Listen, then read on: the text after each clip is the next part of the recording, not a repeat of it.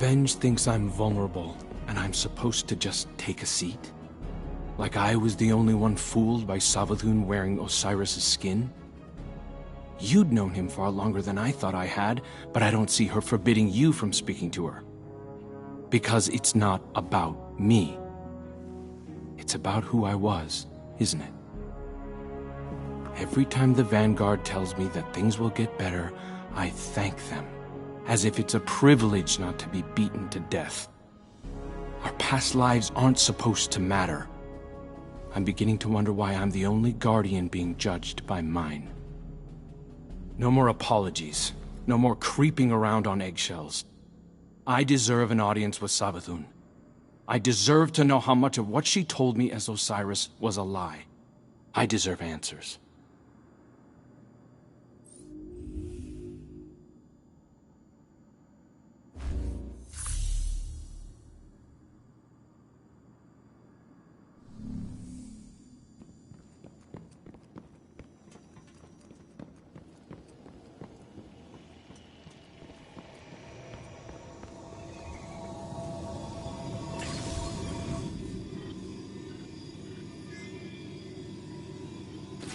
I don't need to be Marasov to see into your mind, Guardian.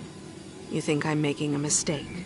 You think I barred Crow out of pettiness. I won't say I didn't recommend it, but it was the Queen's order, for his own safety. I see Prince Uldren's arrogance in him, his desire to please. He's vulnerable. Uldren and your Crow are echoes of each other. Surely you can see that. They share kindred weaknesses. Savathun will exploit them again if we let her. But with Mara back, I can finally see the end approaching. It's been a long time coming. There are still Techians in need of your strength. I wish I could fill their place, but this must be how things are. I'm here if you need me.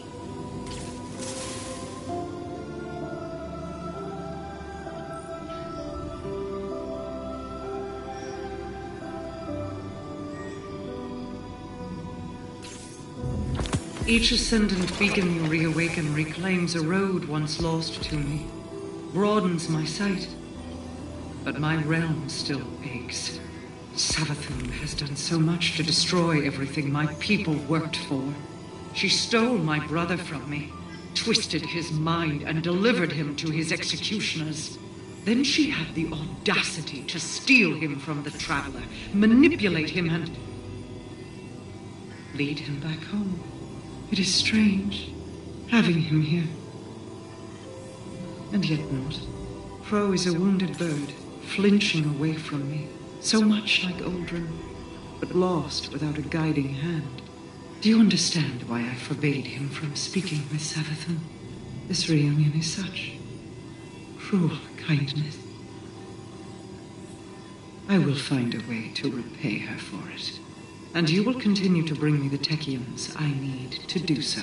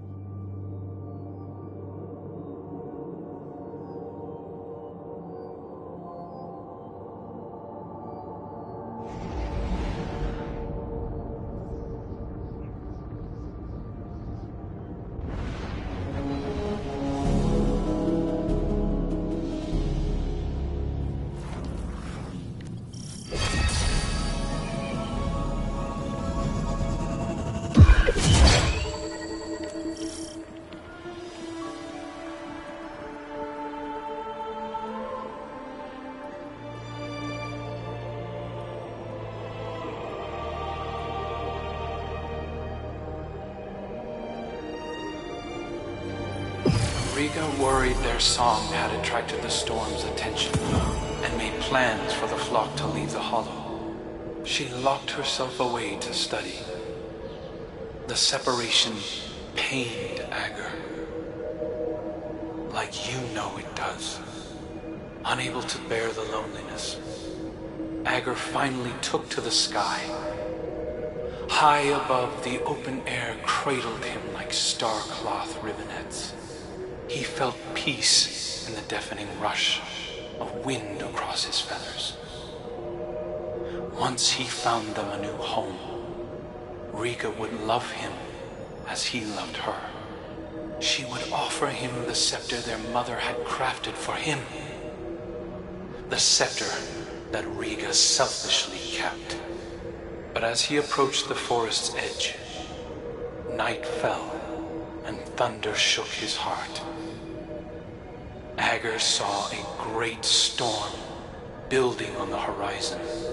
Had he the scepter, he could have fought.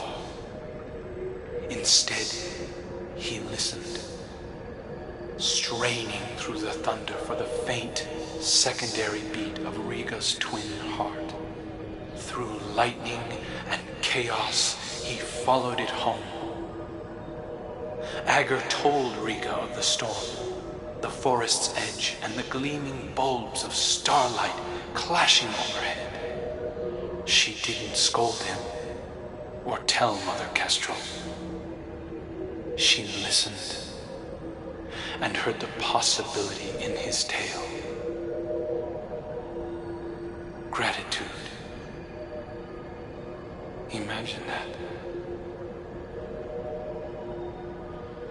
In another life, I'd have appointed Aldrin Dominion of the Reef's borderlands, to expand and connect the kingdom under my reign, Agur's scepter in hand. He would have used it to open doors and challenge foes best left alone. He was not unlike a guardian already, and he would have died before his time. Aldrin's fall was a predetermined point, so I hid the scepter away and gave him something safe to chase. He often strayed from that path.